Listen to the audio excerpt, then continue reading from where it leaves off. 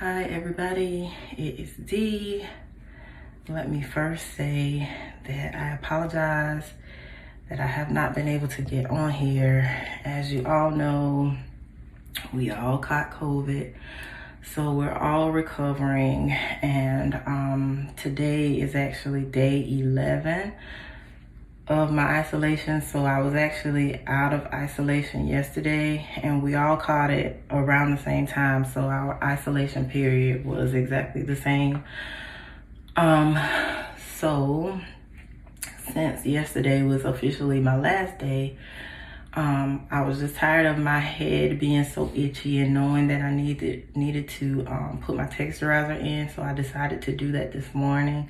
That was not the best idea because it required way more energy than I had to give. And if any of you have ever had COVID, you know, I understand. Those of you who haven't had it, I pray that you don't get it. My family and I will probably get vaccinated after this because this is something that I never want to experience again. Nobody really tells you what happens. You know, people die from it. People survive it, and they just basically tell you it was the worst thing they ever had. And in essence, that is the truth. Like, I've never had the flu, like the regular flu before, but I imagine that what we had was 10 times worse than the regular flu. It started with body aches and fevers and headaches, and some of us had diarrhea, some of us had nausea. It can even turn into pneumonia. So you just really hurt really bad, and you have like no energy whatsoever. So that's the gist of it. It's like a really, really, really bad flu. But the fevers and the body aches, I even had a sore throat.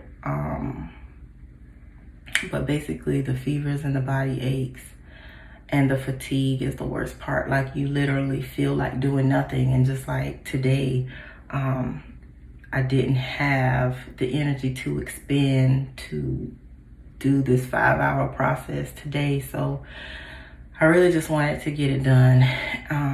But yeah, this thing can like affect your organs. It can damage your lungs. It can damage your kidneys. Like, it can pretty much wreak havoc on all of your internal organs. So our course of defense was like vitamin C, and many of us didn't have appetites, so we ate fruit and drank water, clear broths, and you know, things like that. We took whatever herbs we had on hand, and we just tried to keep our immune systems up so that we could fight this off naturally as best we could. So with that said, we are getting better by the grace of God. I thank God that we're all still here, because that's not a story that everybody has. So like I said, we're gonna get vaccinated. I would urge you to do the same thing. Like, I know a lot of people were against it. I was even against it, but my mind has been changed. We are getting vaccinated. And we know that even with vaccination, you're not exempt from catching it. But the symptoms are less. They say if you were to catch it and you're vaccinated, it wouldn't be such a long process. So anyway, so I did my regular routine, and my hair pretty much looks the same. I'm a Scorpio, guys, so I have to apologize. We tend to be over dramatic at times. Like, I just thought my hair was gonna be so, and I'm still not out of the woods yet, because this virus actually can cause hair loss as well. So but I was able to detangle my hair and get all of the knots out. I put the texturizer in, and then I did a protein reconstructor. So I'm trying to this is back here is breakage. I already had a problem area back here. If you've been following me for a long time, you know that my kitchen is my problem area. But some of it grew out, and then some of the other hair has broken off. So some of this is grow out and some of this is breakage. But that's what I've been working on this 6-month challenge. So I'm trying to get this to catch back up, which is doing pretty good, because when I started the 6-month challenge, it was actually like 2 or 3 inches shorter than that. So it's growing and it's doing exactly what I want it to do. So I did the Joico K-Pack reconstructors. I will insert pictures of what those look like.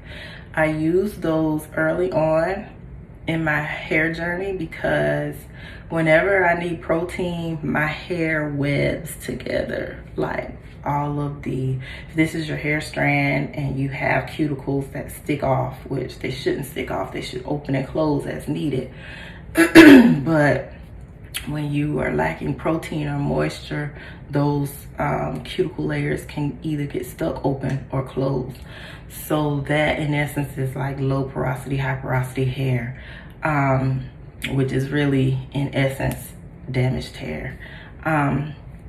So it did really good for me at the beginning of my hair journey, so I decided to revisit that. And I actually should have had that on a schedule in my regimen somewhere, but it just escaped me. The fact that I thought doing the Olaplex treatments were better than a protein treatment, but I actually should have. In January, December, January is when I first started noticing like the breakage. And then I did Olaplex, I think one time at the end of last year and then one time the beginning of this year. And one of those should have at least been a protein treatment. And I have no idea. I know better. I have no idea why it didn't cross my mind. But like I said, I thought the Olaplex would have been a better option, or at least an equal option. So it wasn't. You cannot forego protein treatments with anything else. I don't care what kind of reconstructor or whatever. You cannot forego an actual protein treatment for any other treatment. You need to stay on top of your moisture and protein balance. So what caused this is because it was over moisturized. So my hair was kind of on the mushy side because the Mega Moisturizer does an immensely good job at hydrating your hair. So I started using that more, but once a week for me with that moisturizer, it's good enough. So my hair actually got over moisturized, and what was happening is like, where I would comb, or the last time I washed my hair, I would like pull like this, and like this was literally breaking off. So, you know, it could have kept going. So, like eventually, if I had not intervened and tried to get this together, like this would have eventually all broken off, and I would have been like, all of my hair would have been at this length, because it was literally like, there's nothing now, but before I would slide my hand down these strands that was closest to the breakage, and they would just pop, pop, pop, pop, pop, pop, pop. Like it was so fragile. So we got that under control. I did the reconstructors. My hair feels stronger. It feels good. It's a little on the dry side, but I am going to put some moisture into it right now. So I'm gonna just put some moisturizer on. And I'm actually proud of the growth that I've gotten, because I had my husband cut my hair in July. So I cut off 7 inches, like 7.5 inches, something like that. and I've already grown back like 3 or 4 already. So I'll say 3. Let's see, July, August, September, July, August, September, October. It's almost October, so I'll say 2.5, 3. So I'm happy with that. Make sure I get my ends really good.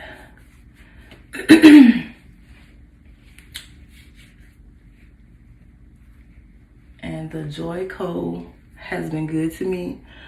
Like I said, it's something I used very early in my hair journey, and like I didn't even need to use it for a good long while, but I think that's something that I'm gonna keep in my regimen every 6 months at least.